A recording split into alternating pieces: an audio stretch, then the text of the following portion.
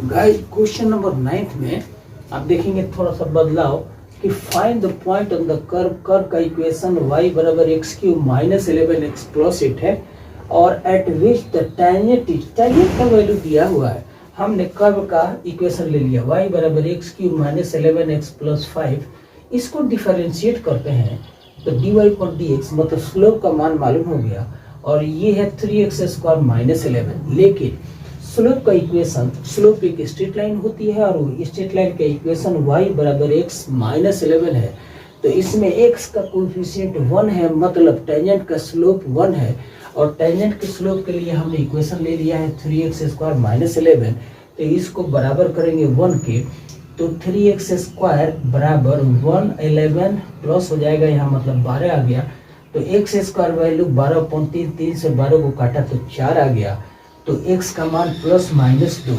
अब x का value plus 2 रखते हैं और कर्व के इक्वेशन में प्लस 2 का x का वैल्यू रखने पर y का वैल्यू माइनस 9 आया। तो पहला पॉइंट हम लिख सकते हैं कि 2 माइनस 9 है और जब x का मान माइनस 2 रखते हैं तो y का मान 22 आ रहा है। तो दूसरे पॉइंट को हम कह सकते हैं कि 2 and 22 है। हालांकि पॉइंट को चेक भी किया जा सकता है कि वो कर्व पर है या नहीं, लेकिन हम दो पॉइंट्स को ऐसे क्वेश्चन में दोनों पॉइंट्स निकाल दें तो काम अच्छा खासा हो गया। अब अगला क्वेश्चन गाइस, क्वेश्चन नंबर 10 में थोड़ा अलग, और देखिए क्वेश्चन का नेचर क्या है। क्वेश्चन है हमें इक्वेशन निकालने हैं उन लाइंस का जो इस कर्व के इक्वेशन पर टेंजेंट हैं, लेकिन सारे लाइंस का स्लोप का वैल्यू -1 है। क्वेश्चन कुछ इस तरह से रीड कर रहा है कि find the equation of all lines having slope -1 that are tangent to the curve, मतलब सारे कर्व पर टेंजेंट हैं, उनका इक्वेशन लेना है। तो हमने कर्व का इक्वेशन y बराबर 1/x माइनस 1 को लिख लिया, x minus 1 whole to the power -1 ऊपर ले जाके for the sake of simplicity, क्योंकि हमें dy पर dx चाहिए, मतलब स्लोप चाहिए। तो dy पर dx मतलब इसको डिफरेंशिएट किया तो ये -x minus 1 whole to the power -2 हुआ। और इसको तब लिखेंगे कि -1 इसको नीचे ले गए तो x माइनस 1 का स्क्वायर।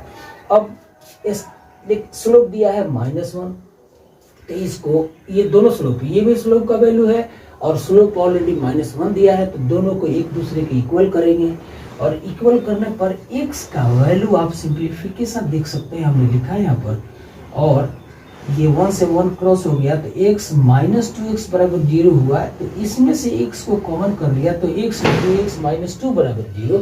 इस तरह से x का वैल्यू एक 0 लेंगे और दूसरा x माइनस 2 बराबर 0, तो x का वैल्यू 2 लेंगे, मतलब x के दो वैल्यूज आए, एक 0 है एक 2 है।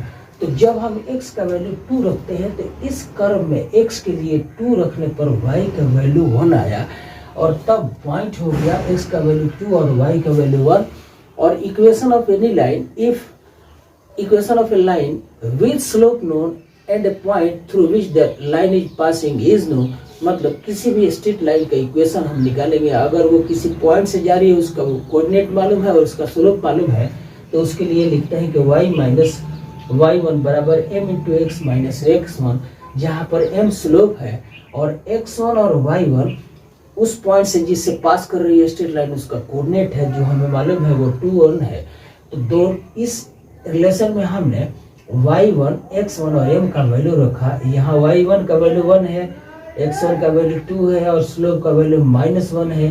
तो इक्वेशन आ गया y प्लस x माइनस 3, मतलब टेंजेंट का इक्वेशन ये हुआ। दूसरा पॉइंट चूंकि हमने x का वैल्यू 0 लिया है, y का वैल्यू 1, तो इसी रिलेशन में वैल्यू रख देने पर दूसरी टेंजेंट का equation y plus x minus 1 बराबर 0। गाइस ये क्वेश्चन थोड़ा अलग है, बहुत समझने वाली बात ये होगी कि इसको ध्यान दीजिए। हमें बिल्कुल क्वेश्चन नंबर 10 की तरह इसमें भी इक्वेशन ऑफ टेंजेंट्स निकालने हैं जो इस कर्व पर टेंजेंट है। कर्व का इक्वेशन दिया है y बराबर 1/x माइनस 3, इस टेंजेंट इस कर्व पर टेंजेंट है और सबका स्लोप है 2।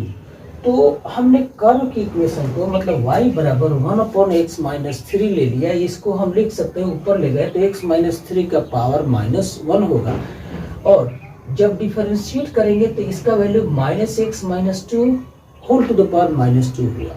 अब ये स्लोप का वैल्यू है टेंजेंट का जो कर्व के किसी पॉइंट पर टेंजेंट है और सारी लाइंस जो भी उस पॉइंट पर टेंजेंट्स हैं उनका स्लोप 2 दिया हुआ है, तो इसको हम 2 के बराबर कर देते हैं और सिंप्लीफाई करते हैं तो देख रहे हैं कि x minus 3 whole to the power 2 है और बराबर है माइनस 1/2।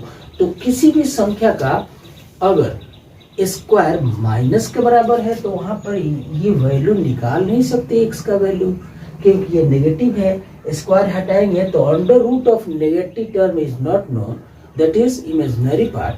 तो हम कह सकते हैं कि ऐसा कोई पॉइंट नहीं है जिस पर टेंजेंट्स का स्लोप 2 हो इस कर्व में, इतना लिखना पड़ेगा।